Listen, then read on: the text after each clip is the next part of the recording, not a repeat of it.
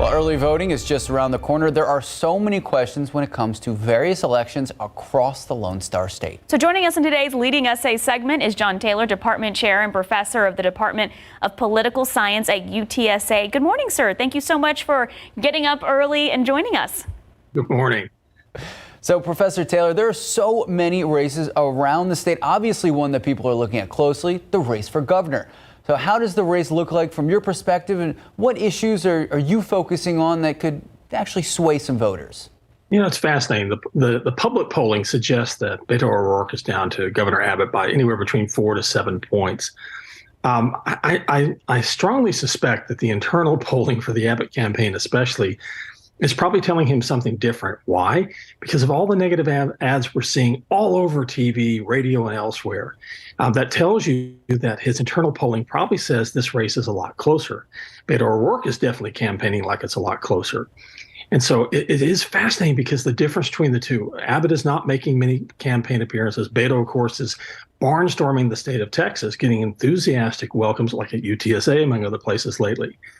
And so it makes you think that this race may really come down to the wire, and that there are certain issues that we may not be capturing well. For example, the issue related to reproductive choice, abortion, after the Dobbs decision back in June, overturning Roe.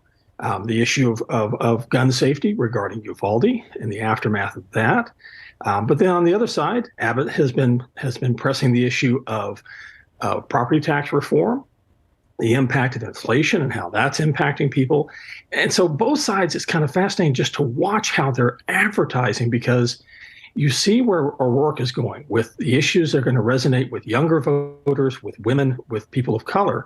On the other hand, you've got Abbott's ads, which are aimed more toward economic development, maintaining where he's been and where he wants to take the state.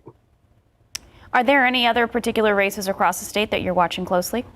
Oh, absolutely. The lieutenant governor's race between Mike Collier and Lieutenant Governor Patrick, the attorney general's race between Attorney General Paxton and Garcia.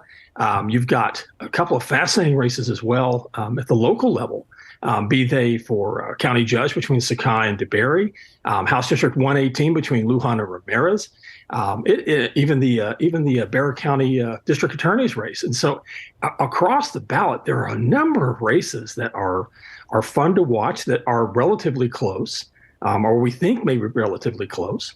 And are definitely, I think, going to be at least compelling to the voters in in 8 days from now when early voting starts. Bexar County has predominantly been blue historically these last few years. But we hear this idea of the blue wave across the state. We heard it a lot in 2020, whether that's in the legislature or in federal positions. Do you see that coming to fruition this election or anytime soon? Now, this is not a good year for Democrats nationally, and that tends to have an effect down ballot to state races, which is why Democrats across the state of Texas are kind of fighting a bit of an uphill battle. That said, can they defeat the crosswinds, the headwinds that are taking place? Maybe. Beto O'Rourke suggests that they can. The problem is the way currently Democrats are positioned in the state house and state senate. It's going to be a bit of a reach for them to actually control 1 or 2 houses after November.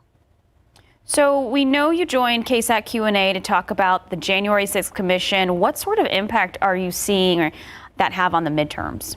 Not necessarily all that much. I think positions are pretty solidified between Republicans and Democrats alike on this.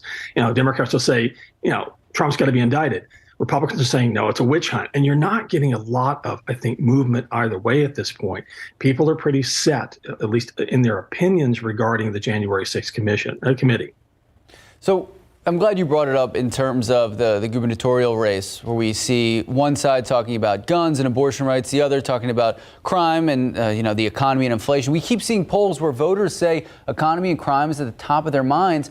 Other than the governor's race, how have we seen candidates address them, whether it's their ads or their campaign styles? It's primarily their ads. I mean, I think, for example, I saw an Abbott ad that's been all over the place, watching college football yesterday, seeing it everywhere, in which he's tying Beto O'Rourke to Joe Biden about crushing inflation, about how it's actually interrupting and ruining people's dreams, and how, join me and support my campaign and we'll put a stop to this. That's nice. You can also, reduce male pattern baldness, among other things, too. But that's not going to happen immediately. Politicians love to promise things that often don't happen.